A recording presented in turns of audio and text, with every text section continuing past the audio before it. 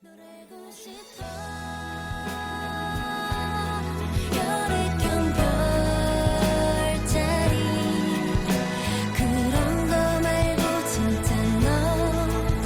hello everybody, welcome back. And we're going to, in this video, study the language of multiplication. First using words, then using symbols. First we're going to talk about multiplication using words. That's how we remember multiplication, like on a flashcard. 5 times 4 equals 20.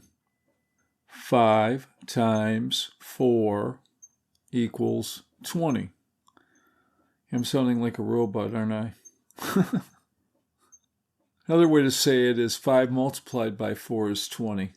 5 multiplied by 4 is 20. Then we can say, multiply 5 and 4 together to get 20. Multiply 5 and 4 together to get 20.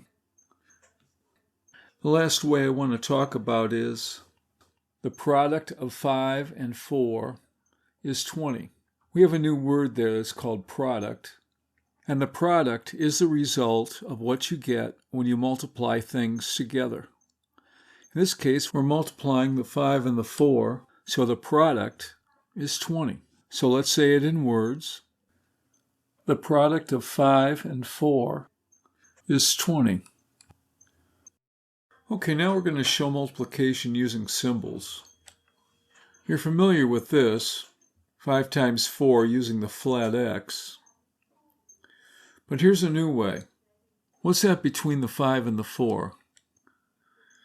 It's a dot, right? And then yes, that's another way to show multiplication is with a dot between the 5 and the 4. It still means 5 times 4. The problem with using a dot, though, is, well, look at this. To the left, you have the dot right in the middle of the 5 and the 4, and that means 5 times 4. All the way to the right, it's 5.4, right? It's a decimal. So what do you do when the dot is a little bit off center? I mean, is it a decimal or is it multiplication? That's where the confusion comes in. Just be careful when you use a dot. It needs to be in the middle, centered up and down, so there's no confusion. To be honest, I rarely use a dot when I multiply because of this confusion. Actually, I hardly ever use a flat X. So what do I use? How do I show multiplication? I'm going to show you that right now. So we have a flat X, and we have a dot. But there's another interesting way to show multiplication. Look at this. You can show it using parentheses. You multiply the 5 and the 4 together, and you put parentheses around each number. That's the left parenthesis. That's the right parenthesis. And when you put them together, they're called parentheses. So there's parentheses around the 5 and parentheses around the 4. But you have to be careful. The parentheses have to be balanced. Look at this. There's something missing, right? And I don't know what to do with this expression. It looks incomplete. It's clearly out of whack. So let's fix it, and let's balance out the parentheses by putting a right parenthesis next to the 4. There, that's better. That balances out the parentheses around the 4. Things are okay now. I'm feeling better. So they must be balanced, and there must be the same amount of left and right parentheses. There's 2 left parentheses and 2 right parentheses. So everything's balanced and complete, and all is right with the world. So let's review the ways to multiply 5 and 4 together. All those ways work. But there are 2 other ways, believe it or not. Strange but true. It gets weirder and weirder. Let me show them to you. That's right, you don't need parentheses around both numbers, just one number. It's implied that the 5 is being multiplied by the 4 because the 5 is pushed up against the parenthesis of the 4, or the 4 can be pushed up against the parenthesis of the 5. It's all good, it all works, and it all means multiplication. And even in the last two expressions, the parentheses are balanced. There's one left and one right parenthesis. But you still need something, right? If you just had the 5 and the 4, that would mean 54, not multiplication. Okay, let me show you this on a calculator. We'll use the TI-84. Okay, let's put it on the desk now. Remember, the TI-84 is a scientific calculator. In other words, you can put in the numbers and the parentheses and the multiplication symbols just the way you see them, and it should work and give you the answer. I'll show you what I mean. Okay, here we go. Let's first turn the calculator on, and then we'll clear it. You don't need to clear it, but that's where the clear key is.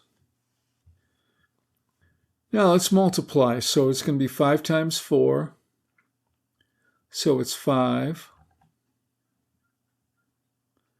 We're going to hit the times key or the flat X key. But notice what shows up. We see an asterisk, and that's kind of weird. This is how the calculator works. There's an asterisk there, and that's what it means, times. So just remember that. 5 times 4. Then you hit the enter key, and that means equals 20. So that makes sense. 5 times 4 is 20. Now we're going to multiply without using the multiplication key. We're just going to use parentheses. So it's left parenthesis. That's the left parenthesis key. 5. Hit the right parenthesis key. It's left parenthesis for the 4. Then the 4. Then the right parenthesis key. Hit enter, and you get 20. Let's do it these two other ways. 5, left parenthesis. I notice that that means multiply because the 5 is pushed up against the left parenthesis. 5 times 4,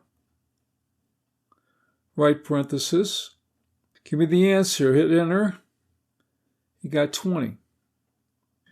Now we're going to put parentheses around the 5, left parenthesis, 5, right parenthesis,